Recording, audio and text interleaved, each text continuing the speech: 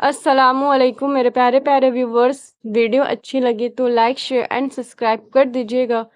ضمیر کی عدالت میں جاتے رہا کیجیے، وہاں فیصلے سچے ہوتے ہیں۔ نیا کاروبار شروع میں کر رہے ہیں تو خاموش رہیں، ایک خوبصورت رشتے میں جڑ رہے ہیں تو خاموش رہیں، نئی گاڑی خرید رہے ہیں تو خاموش رہیں، نیا کام کرنے جا رہے ہیں تو خاموش رہیں، نیا گھر خرید رہے ہیں تو خاموش رہیں۔ ہمارے 99% خوابوں کے سچ نہ ہونے کی وجہ یہی ہے کہ ہم غلط وقت پر غلط لوگوں کے سامنے اپنا منہ پہلے ہی کھول دیتے ہیں۔ برائے مہربانی خاموشی سے محنت کریں۔ کہا سنا جو بھی ہو معاف کرنا، کچھ وعدے کیسے نہ نبھائے ہوں تو معاف کرنا، کچھ باتیں جو ہم دونوں کے بیچ ہوئیں ان میں کچھ برا بھلا کہا ہو معاف کرنا، جب کبھی بھی میں نے تم کو ستایا ہو رلایا ہو ان سب غلطیوں کو میری نادانی سمجھ کر معاف کرنا۔ مغفرت کی رات آنے والی ہے، دعاؤں میں یاد رکھنا اور مجھے دل سے معاف کرنا۔ میں نے سب کو معاف کیا، خود معافی کا طلبگار ہوں، یا اللہ مجھے معاف فرما دے، آمین۔ اگر آپ اپنے سر کو ڈھک لیں گی تو بھی اتنی ہی پڑھی لکھی رہیں گی جتنی اب ہیں، البتہ عزت مزید بڑھ جائے گی۔ لوگ تو لوگ ہوتے ہیں، کہیں نہ کہیں کبھی نہ کبھی ہمارا تماشا بنا ہی دیتے ہیں۔ لوگوں میں سب سے برا وہ چہروں والا شخص ہے جو کچھ لوگوں کے پاس ایک چہرہ لے کر آتا ہوں اور کچھ کے پاس دوسرا چہرہ لے کر جاتا ہوں۔ بروز قیامت ایسے شخص کی آگ کی دو زبانیں ہوں گی اور وہ اللہ کی نظر میں بدترین شخص ہوگا۔ جب کبھی دل پہ اختیار ہوا ہم بھی تجھ کو بھلا کے دیکھیں گے۔ دوست کا گھر اور دشمن کا پتہ معلوم ہے، زندگی ہم کو تیرا یہ سلسلہ معلوم ہے۔ ہم اس معاشرے میں رہتے ہیں جہاں بہنوں کو بھائیوں سے محبت کا ثبوت دینے کے لیے وراثت کے شرعی حصے سے دستبردار ہونا پڑتا ہے۔ رسول صلی اللہ علیہ وسلم نے فرمایا، وہ نوجوان جس کی جوانی اللہ کی عبادت فرمانبردار میں گزری، اللہ تعالیٰ قیامت کے دن اسے اپنے عرش کا ٹھنڈا سایہ نصیب فرمائے گا۔ جب بھی ماضی کی لغزشیں یاد آئیں تو فوراً کہو، استغفر اللہ و اتوب الیہ، میں اللہ سے بخشش مانگتا ہوں اور اس کے حضور توبہ کرتا ہوں۔ بیٹیوں کو جہیز نہیں جائیداد میں سے حصہ دو، کیونکہ جہیز دنیا رسم ہے اور جائیداد میں سے حصہ دینا رب کائنات کا حکم ہے۔ اگر وفادار بننا ہے تو ایک تالے کی طرح بنو، کیونکہ وہ ٹوٹ جاتا ہے لیکن اپنی چابی تبدیل نہیں کرتا۔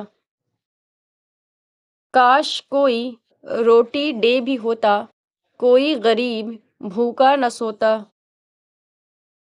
لوگ بناتے گئے، ہم بنتے گئے، کبھی عبرت کبھی تماشا۔ تم مسجد میں جا کر اپنی محبت کا ثبوت دو، وہ تمہیں اپنا گھر بلا کر اپنی محبت کا ثبوت دے گا۔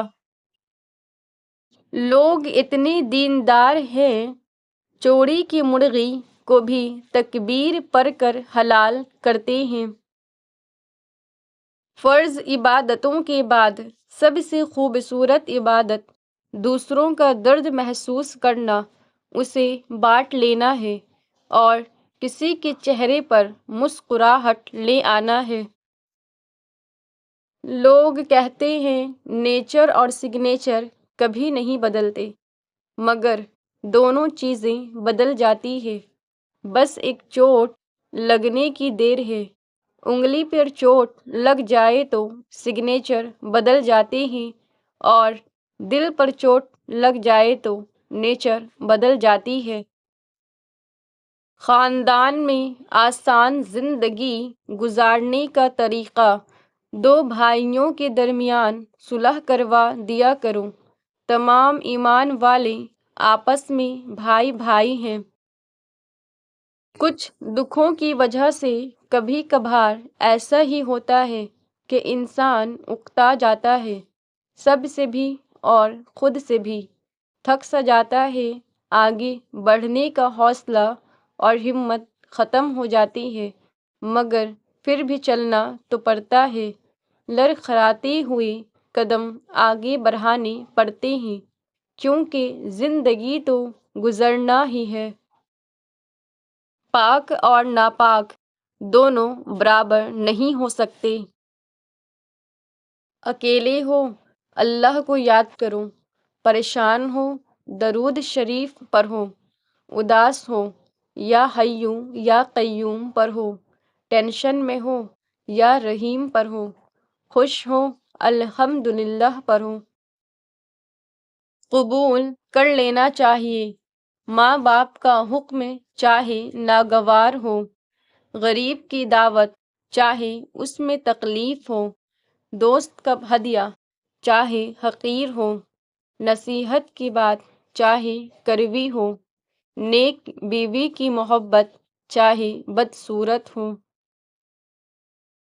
جو اسلام مجھے فضول پانی بہانے کی اجازت نہیں دیتا، وہ مجھے بے گناہوں کا خون بہانے کی اجازت کیسے دے سکتا ہے؟ اپنے برے مزاج کے ساتھ برے الفاظ کو شامل نہ کریں، کیونکہ آپ کو اپنے برے مزاج کو درست کرنے کے لیے ہزار موقع ملیں گے، لیکن برے الفاظ کو درست کرنے کا ایک بھی موقع نہیں ملے گا۔ فجر کا ایک ایسا لمحہ جب ایک محبوب اپنے محبوب سے سجدے میں جھک کر ملاقات کرتا ہے، یہ وہ لمحہ ہے جب عرش اور فرش میں کوئی فاصلہ باقی نہیں رہتا، نہ آنسوؤں پہ کوئی اختیار ہوتا، نہ دل پہ محبت اپنی جوش پہ ہوتی ہے۔ آنکھوں سے جب آنسو گرنا شروع ہوتے ہیں تو عرش سے ایک آواز آتی ہے، اے میرے محبوب بندے، مانگ تو کیا مانگتا ہے، بول تو کیا چاہتا ہے؟ بس الفاظ نکلتے ہی عرش سے صدا آتی ہے، کن۔ اسلام میں بدشگونی کا تصور۔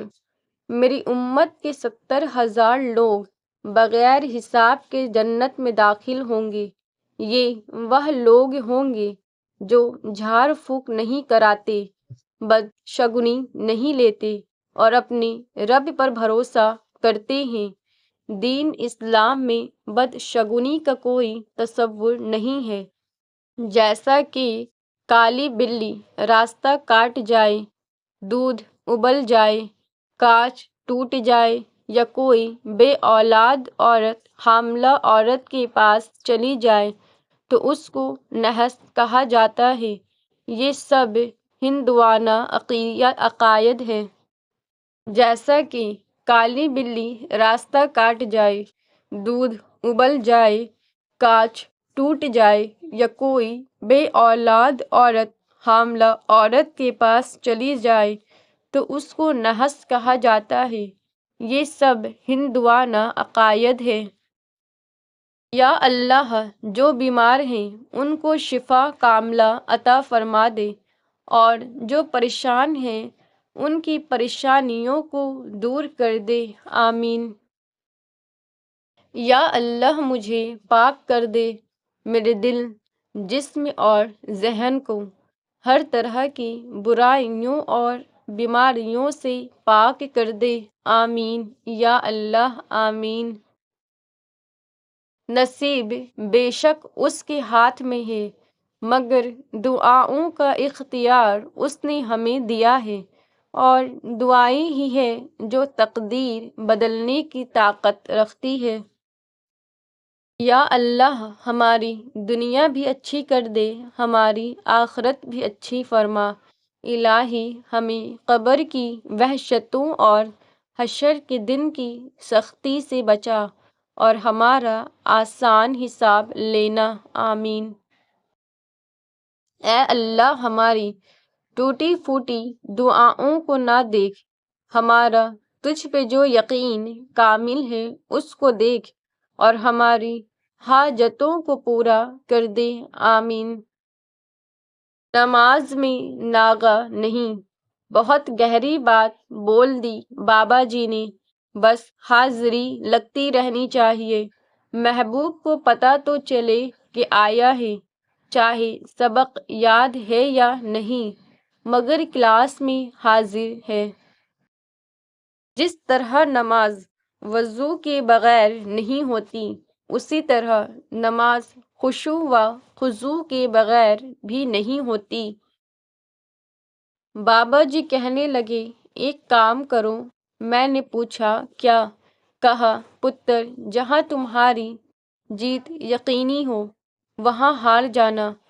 میں نے حیرانی سے پوچھا، اس سے کیا ہوگا؟ کہنے لگے، اس سے تمہارے اندر عشق کا پودا آئے گا، پھر اس کے سائے میں بیٹھ کر گنتی یاد کرنا۔